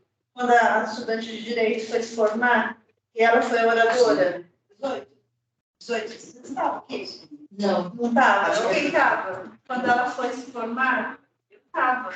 E ela vai ser oradora e ela rebenta. Tanto que ela sofreu preconceito. Ela era bolsista, negra. Eu não vejo, eu só escuto, só tenho áudio dela. Né? E ela faz um bem assim, excelente. Enquanto ela foi, quanto preconceito ela sofreu aqui dentro da academia. Na formação dela aqui, enquanto que ela, ninguém esperava. Aqui na PUC, no dia que nós viemos para aula, era só a fala dela que estava sendo isso. Ele não se falava no corredor, ele falando agora, não foi, dizendo agora. O escândalo que foi. Então, é uma coisa que não estava tendo. Eu estava até, essa semana nós tivemos, estava tendo uma capacitação, e aí a Estela estava falando da necessidade de ver essas faltas na academia. Eu falei, não, mas nós estamos, acho que está começando a academia essa discussão. Eu falei, nossa, que bom. Realmente muito bom. Em 2016 eu entrei no mestrado na UFMC e na época eu estava desempregada, né? E a minha orientadora, eu escutei dela falando assim, olha, você tem muita sorte de estar aqui. Quem tem que estar aqui é quem tem condições de ter dedicação exclusiva. Se você quer trabalhar, você não deveria estar aqui. Minha orientadora falou isso para mim. Eu só não desisti porque lá em casa todo mundo, não, você tem que ficar, entrou, passou, vai concluir. Mas também foi na mesma pegada, assim, de estar num espaço em que você não se sente à vontade, bem. Você, essa questão de escrita, você está ali escrevendo, está sendo obrigado a escrever, não é um prazer, não é algo que você está construindo, que você quer escrever. Tanto é que no doutorado, eu acho que eu escrevi o quê? Já 3 artigos que já coloquei para publicar. No mestrado, eu acho que eu publiquei um, e foi assim, nossa senhora, um negócio que saiu peso. Porque não teve esse diálogo, não teve acolhimento, né? Vamos supor assim, aquele... Eu acho que o que vocês estão trazendo é uma coisa fundamental. Fundamental. O quê? De querer de muito professor de serviço social querendo aluno com dedicação exclusiva. Dedicação exclusiva. Isso é o que, gente? É uma universidade elitista. E quando eu falo, não é um discurso abstrato, é real. Nota É 7, real. né, gente? Hã? Nota 7, né? A que custa, né? Eu sei, mas estava mestrado, eu tive que vender minhas férias, não tinha dinheiro para pagar, eu tive que emprestar para pagar, eu não tinha a menor condição de ir aqui. Quantas vezes eu caio, gente, não dá vergonha de falar, né? Mas vim com dinheiro do trem para poder vir e voltar, meu. Até se estabelecer. É um lance que ou você vai ou vem, não tem outro jeito. Agora a situação mudou, mas falar que eu não podia fazer, eu tive que pagar em 3 vezes a entrada. O segundo não dava. Então, ou vinha com bolsa, sem bolsa não dava. Mesma coisa agora, sem bolsa, imagina, não tem isso. Então, essas são as escolhas, né?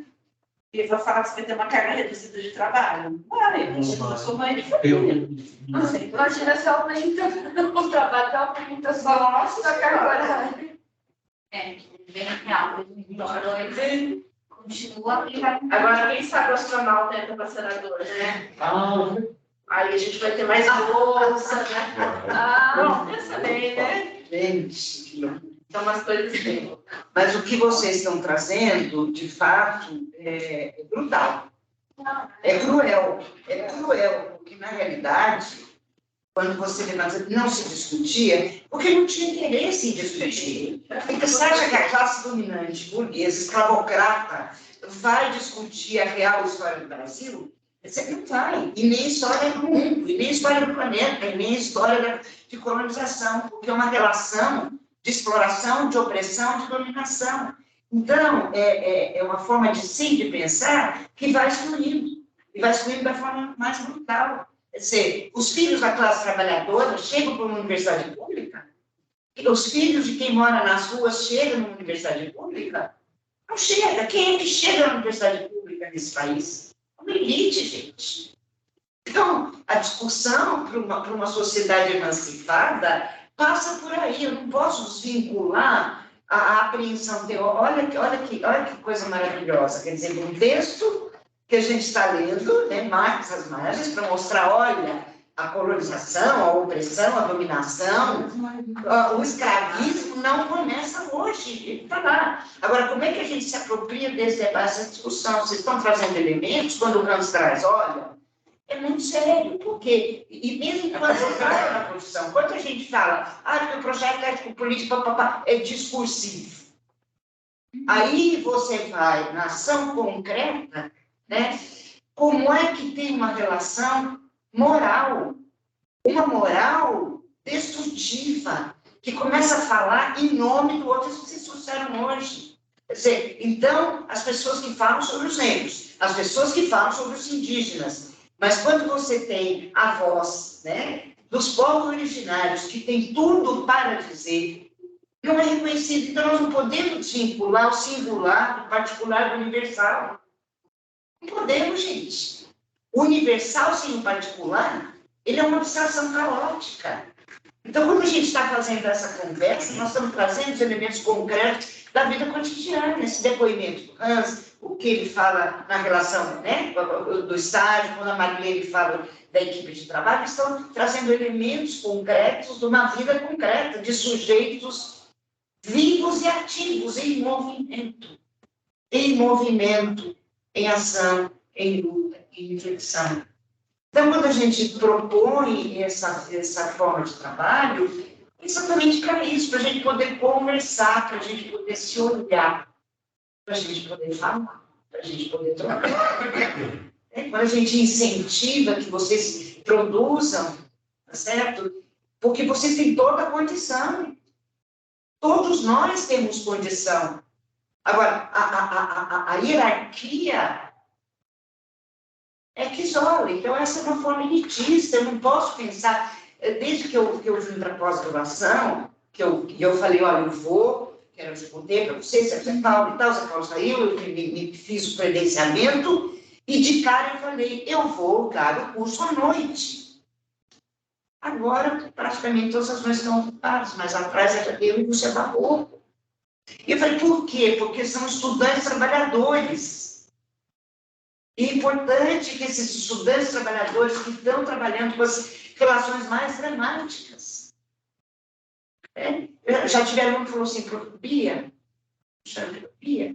eu tenho dificuldade da escrita. Eu falei, não tem problema. Não tem problema.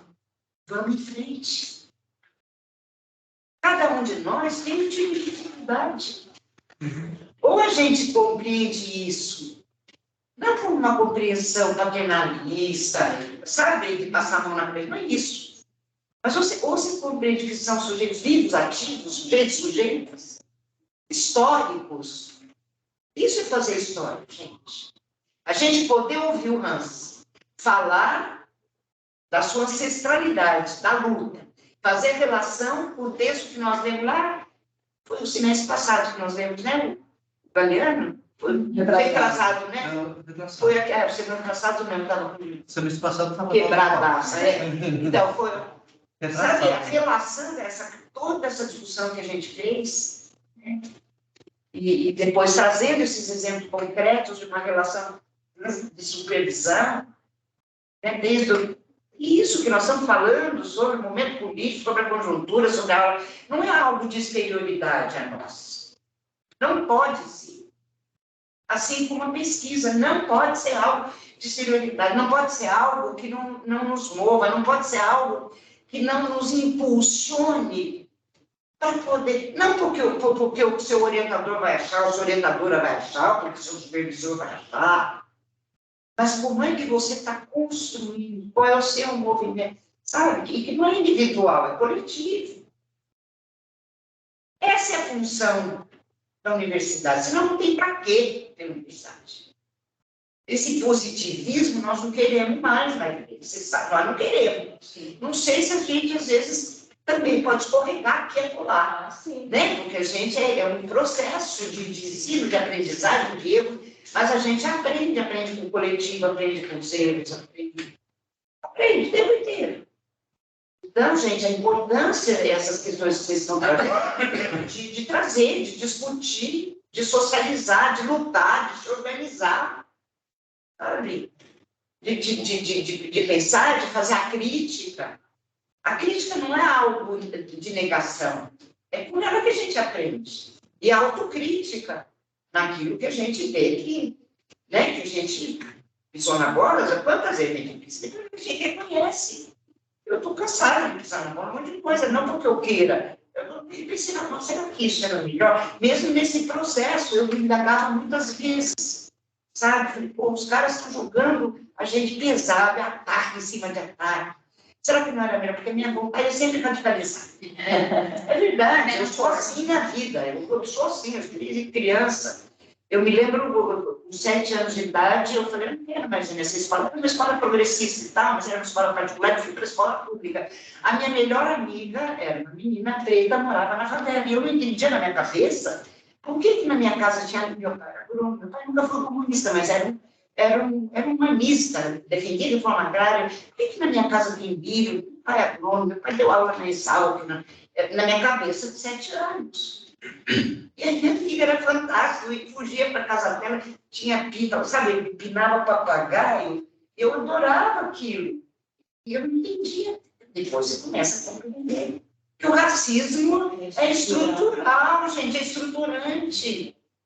É impressionante. A subjetividade e constitui a subjetividade, sim, claro. Constitui a narrativa, claro. E a gente, nos discursos espontâneos, sem perceber, a gente se desdobra dentro da narrativa para esse estruturante. Né? Porque nós somos objeto dessa sociedade. Assim como esses escravos. Aqui, ó. Aqui nós estamos lendo. Tá aqui, gente. Olha a situação de escravidão, olha os escravos. Pega a antiga Roma. Gente, então aí você fala, não, isso começa agora. Não, isso não começa. Aliás, o Marx diz: a história da humanidade é a história da luta de classes.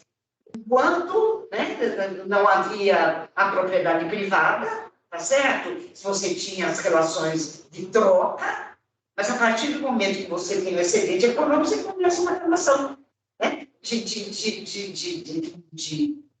dominados e dominantes. Claro que não são os capitalistas, mas são os senhores feudais, mas são os monarcas, mas é a igreja. Quer dizer, então, é muito bacana. E é muita luta. E se a gente não socializa entre nós, isso que o Hans falou, é muito importante, como a gente está falando, que vocês estão trazendo. Se a gente não troca, então não adianta, entende? Não adianta. Não é, eu fiz lá o desenho, escrevi direitinho. Não é isso. Isso é em todas as relações humanas, gente, no afeto, ou não. Não se reproduz na relação. Olha, que é a coisa mais conservadora do que as nossas famílias em geral.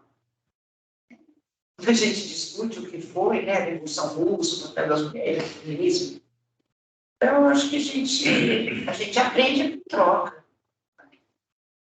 Nós somos no começo desse texto, fala que tem uma tendência à revolta. Eu acho que a gente é essa galera. Somos remanescentes dessa galera aqui. Das revoltas. Das revoltas. Ué, o que foram os quilombos? O que foram? E essa história a gente não estuda. Como é que foram as revoltas dos quilombos? Quer dizer, é sempre a docilidade do homem negro, da mulher negra. Agora, e os quilombos? Não, o zumbi escravizava. O zumbi escravizava. Ué, não era isso? Bizarro. Os nativos passivos, né? Os nativos passivos da América. Aceitar a escravidão. Aceitar a escravidão. Sim. E agora a continuidade dela. Então, é estrutural estruturante, a relação de dominação. Questão indígena, questão... Quem é que inventou a raça? Deve ser a raça humana. Agora, quem inventou a raça? E por que a luta antirracista coloca a questão da raça? Porque ela foi imposta do ponto de vista da escravidão da América Latina. E os avanços que tem hoje é só porque tem um movimento. Né? Claro. Porque não claro, não vai depender da gente, sabe? Então, por exemplo, quando eu sempre digo, olha, gente, a gente já conversou mais sobre isso também, porque a gente começou no primeiro dia, eles falaram, tem pode, tal, tipo social e com razão, mas eu falei, olha, você tem que ver os setores progressistas, marxistas, de luta social, e que tiveram relações sociais. O MNU, o Movimento Negro Unificado, teve um papel fundamental nos anos 70. Né? E a gente estava muito colado com o movimento. E não tinha uma concepção endógena. Sempre teve uma concepção revolucionária. Sempre uma concepção, né, de aquilombar. Né? Nós vamos aquilombar. Né? Então, a gente vai aprendendo nesse processo. Agora, o que teve luta, teve movimento, teve organização. Porque se a gente fica descolado do movimento da realidade, aí dá nisso, né? Dá nisso de achar que, bom, você tem que ter, enfim, sabe, dedicação exclusiva. Gente, e dedicação exclusiva, todo mundo falando, e daqui 2 anos, no 2025, se essas contrarreformas permanecerem aí, nós vamos ter 90% da população sem nenhum sistema de direito social. Sabe o que é isso, gente? Sabe o que é? É muito grave. É muito grave. É um desemprego, é uma criação da população em situação de... Por que está lá? Grande parte, desde agora, nesse período, o feminicídio como aumentou, a questão do sistema prisional no Brasil. Quer dizer, não é um foquinho, sabe? O sistema prisional que não tem nada a ver com os quilombos, que não tem... Está tudo interligado. Ou a gente saca isso, ou estamos ferrados. Vamos reproduzir o que está posto. Então, eu quero agradecer vocês por essa conversa que vocês trouxeram para nós. Foi muito bom, não foi? Nossa, eu estou saindo revirada. Eu acho que eu vou voltar para Campinas chorando, tentando absorver tudo isso. Eu vou sair porque é muito... Nossa, mas isso não é bom? Não é bom a gente virar de ponta cabeça? Eu adoro virar de ponta cabeça. Porque eu não posso pular e sair do chão para fazer a única coisa melhor que ficaria, Bia, ficaria melhor mesmo, assim, se essa aula fosse de sexta e a gente fosse pro bar. A gente pode mudar, quando a gente quiser, o ano que vem, o professor, não sei se o programa vai ser, sabe? Eu pensei que ela ia falar, a gente pode mudar, a gente pode ir agora. Queira falar ser isso. Mas, olha, pessoal, e os poemas? Nós não tem dois. Quem é que está com os poemas hoje? André e Então, vamos, e vocês estão de síntese, né? Deixa eu só um minuto rapidamente, gente, em relação à síntese, é muito isso que o Lucas falou, tá? Ou seja, quem for fazer a síntese desse processo, ficar muito atento, ver as discussões, ouvir a gravação, porque a gente não quer um proforma, gente, aqui eu não estou marcando falta, não tem nota, não tem nada disso, né? Tem um compromisso coletivo para a gente construir, para a gente sintetizar com qualidade, com coerência, tá? Então, é muito importante a gente ouvir as gravações, por isso que os nomes, porque cada um de nós tem uma história.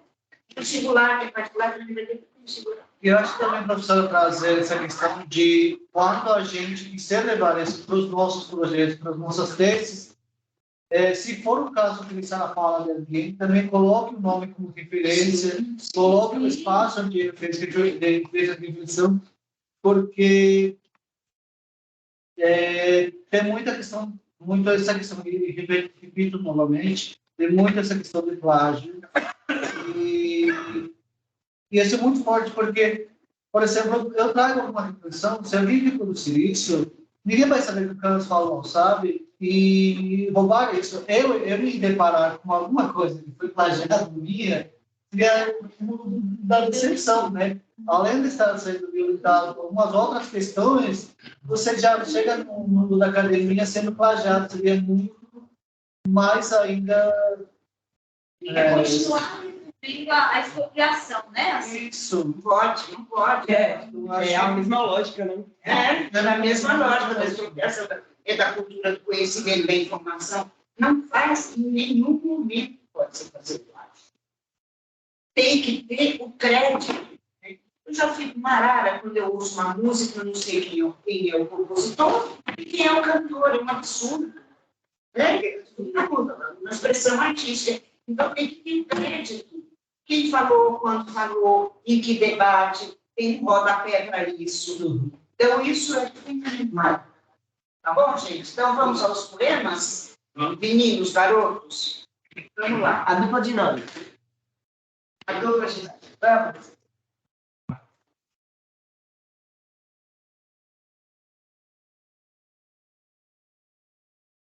É no bar, né, Maria? Em tudo, né?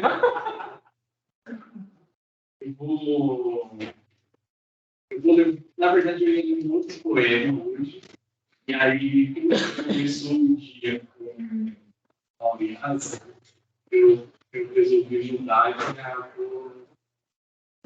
o poema, o nome dele é Vale a Pena. Quando a noite parece eterna e o frio nos quebra a alma, quando a vida se perde por nada e o futuro não passa de uma promessa, nos perguntamos, vale a pena? Quando a classe parece morta e a luta é só uma lembrança, quando os amigos e as amigas se vão e os abraços se fazem distância, nos perguntamos, vale a pena? Quando a história se torna farsa, não é mais que mês, quando a memória já nos falta e maio se transforma em festa, nos perguntamos, vale a pena?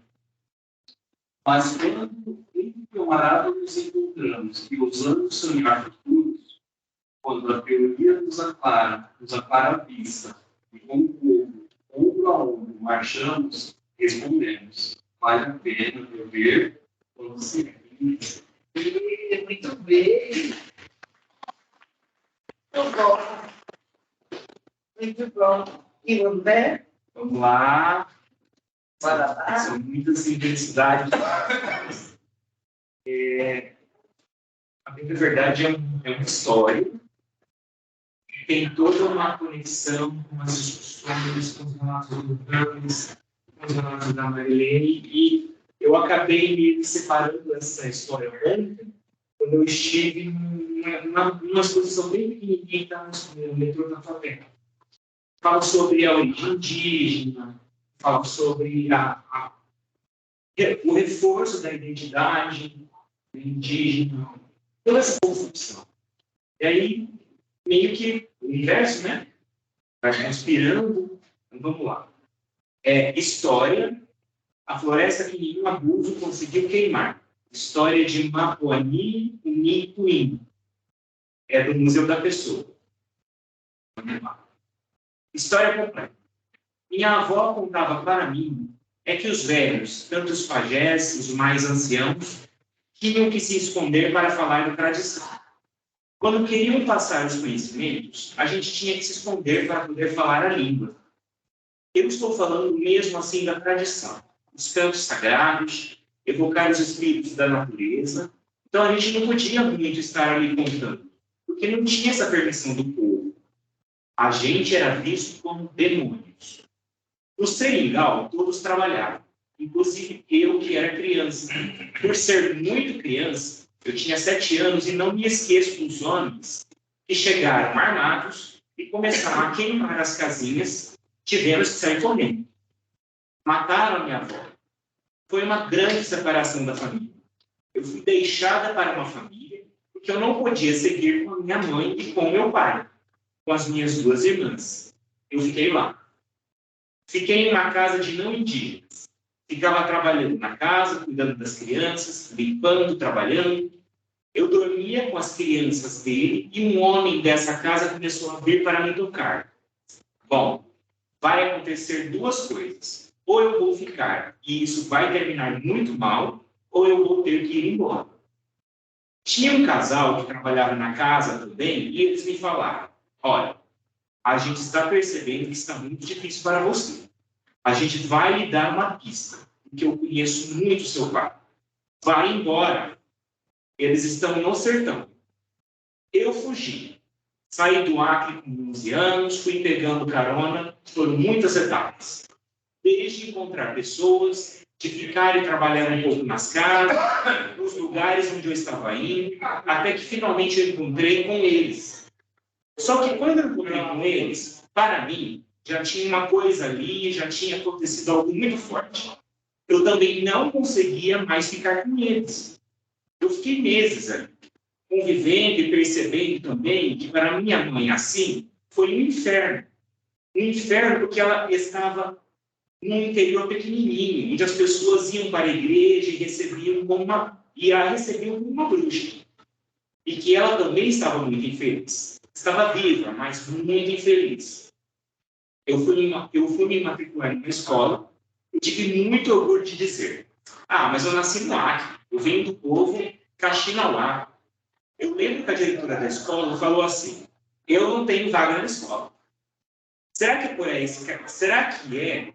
por esse caminho a educação? O que é educação? Depois de tudo que eu tinha já passado, deu vontade, sim, de aprender, de ir para a escola, de me integrar, mas eu fui muito cortado. Então tá, tudo bem. Eu acredito que a gente possa também, por exemplo, ser o que a gente quer, sem precisar pegar um livro da biblioteca do homem branco para poder comunicar. Eu acho que existe outra comunicação. Eu já sentia que essa comunicação, para mim, era a que ia ficar. Era aquela mesma ali da floresta. Então, fui trabalhar em casa de família e vivi outra história forte também. Um homem, como menina, porque não quis ser abusada sexualmente por um homem. Não permiti isso e fui para a rua. Vivi quase 6 meses morando na rua. Eu convivia muito com as prostitutas, com o povo da rua, com os drogados, e vinha muitos convites. O que você quer? Aí eu digo: gente, eu quero comer. Eu só quero comer, eu só quero estar aqui, eu quero comer, não quero passar fome. E eu convivi com esse povo, que eu agradeço muito. Viva o povo da rua. É muita proteção, porque eu vi muitas coisas acontecendo. De mortes, de coisas bastante fortes. Foi uma passagem bem delicada, porque existiam códigos. Mas, para mim, tinha um código, que era a proteção mesmo assim da terra, da natureza, dos espíritos da natureza. Eu saí da rua porque eu lembrei desse rapaz que trabalhava na portaria e eu voltei para mim mesmo e disse: eu vou pedir ajuda, né? Eu vou lá, porque eu não mereço, não quero ficar aqui.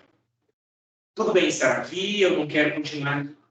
Voltei, conversei com ele, ele ficou super feliz, chorou muito quando eu apareci e me levou para a casa dele. A mulher com os 3 filhos, eu fui aceita como mesmo da família. Então fui trabalhar no supermercado, que foi onde conheci meu ex-marido, que era francês. Nós moramos 2 anos em uma favela, em Fortaleza, até que fomos para a França. Eu quero trabalhar, não quero ficar aqui dependendo da minha sogra, era o que pensei quando cheguei lá. Meu marido bateu na porta do restaurante, a dona do restaurante saiu e ele perguntou: vocês estão precisando de alguém? O restaurante vai abrir daqui a uma semana. Estou precisando sim. Fomos apresentadas e ela falou assim: você pode vir, a gente vai ter a entrevista com você.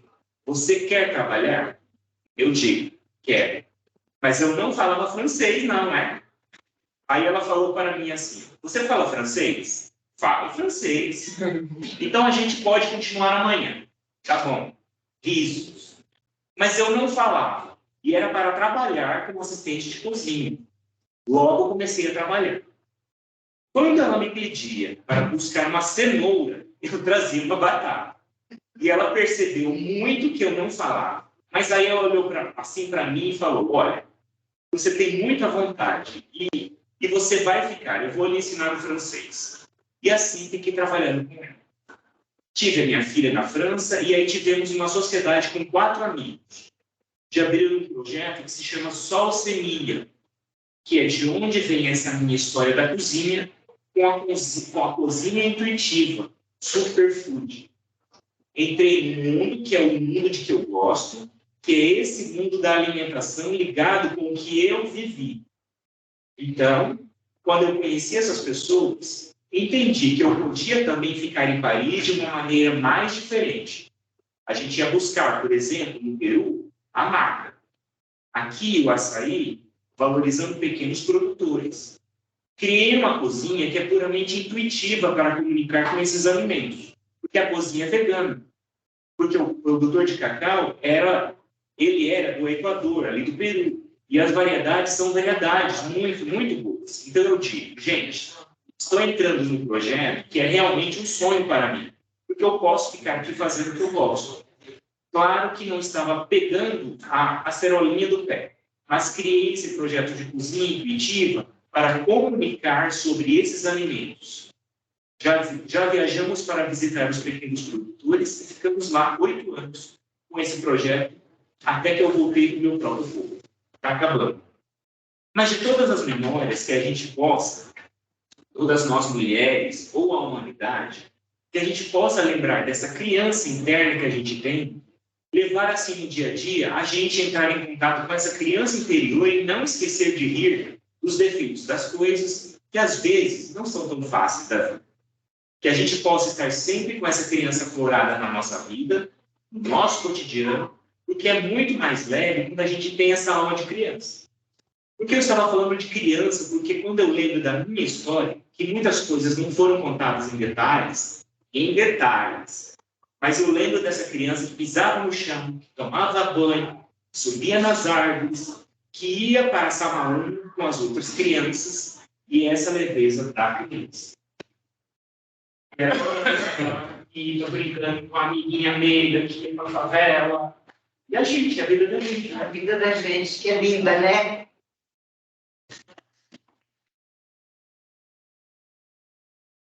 Intenso, longo, mas viu como os 2 poemas conversam com a nossa conversa no dia de hoje? Desde manhã até agora à noite. Comecei de manhã chorando, terminando aí chorando. Gente do céu. A Rosalina, nossa, eu chorei igual bebê.